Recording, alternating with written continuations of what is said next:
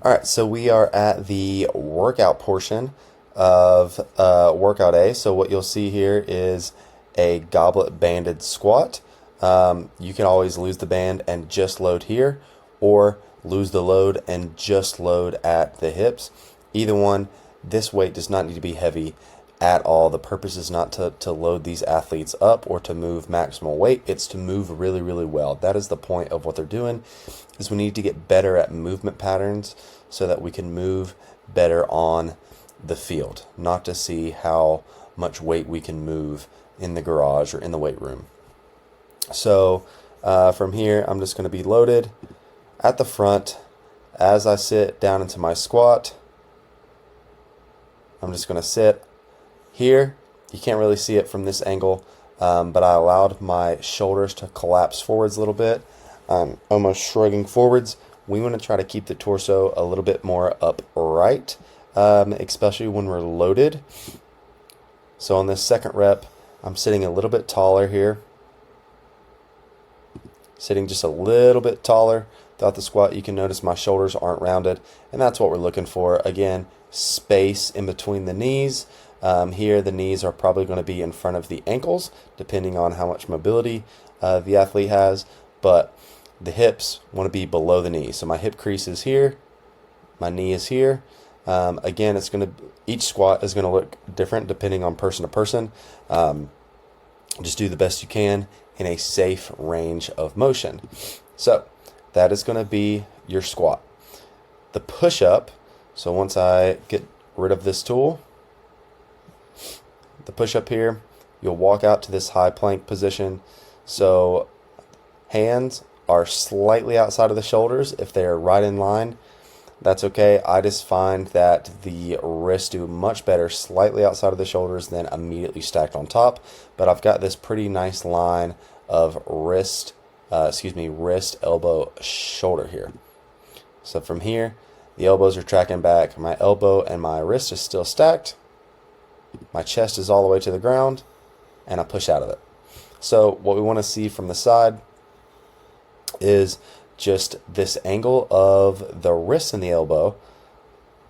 So first thing, I'm going to walk my toes up so that my butt, so watch what happens. It kind of flattens out a little bit, and that rolls me on top. So now from the side, you can see wrist, elbow, shoulder. My glutes are nice and tight. My feet are they're flexed, so my toes aren't just like flat on the ground, and I've got a little bit almost like I'm bracing for a punch here. That's what we're looking for in the push-up. As I go down, you'll notice this elbow and this wrist are still stacked. That's what we want to see. If this elbow was if this wrist is way up here underneath the shoulder, that's maybe going to cause a little bit of issues, so I would just have them work it back. If you have an athlete that can't do a full push-up, what they can do is they can drop all the way down to their knees at the bottom, still keep the glutes tight, knees are on the floor, toes are on the floor. They can push up to this kneeling position here, and then from there, all we're going to do is we're going to lift the knees, but we're still bracing for the punch. Our glutes are still nice and tight. Boom. Now we're back to that high plank position. So again, let's just look at 2 solid push-ups. When we're doing the push-ups, they don't need to be super, super fast. It's not a competition. The point of this push-up is to get all the way to the floor. If you can't get to the floor, start slowly getting as low as you can. If you need to modify and raise your hands and put them on a box, maybe even put them on a wall, wherever you need to start is totally fine. Again, if you can't do push-ups yet, that doesn't mean you're never going to be able to do them. Just continue to work on them, and you will eventually get better at them. So that takes us to the plank row. So the plank row, just like the goblet squat, you can do with any tool, a dumbbell, a kettlebell, anything that's weighted. I mean, you could pick literally anything up with a handle. Here I'm just going to use a kettlebell because it's just what was readily available to me. I'm going to find that plank position again with my toes flex, my glutes tight, and then I'm going to take my wrist and I'm going to pull my wrist and my elbow back as I keep my hips as square as possible. So what you're going to see a lot of is this hip flying open We want to keep that as flat and as square as we can. So what we don't want to see is you're going to see a ton of this, elbows high, you're pushing into that, you're looking at the ceiling, and this, you're basically showing your belly button to the person next to you.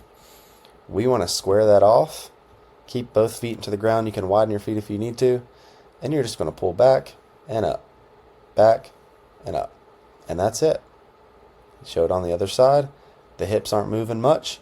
We just want to make sure that you're pulling back. So the elbow is going back, and I'm not pulling up towards my shoulder here. So the hand, you'll notice this wrist and elbow is pretty much in line, and it's not going back that way. And that is the workout there at the end of workout A.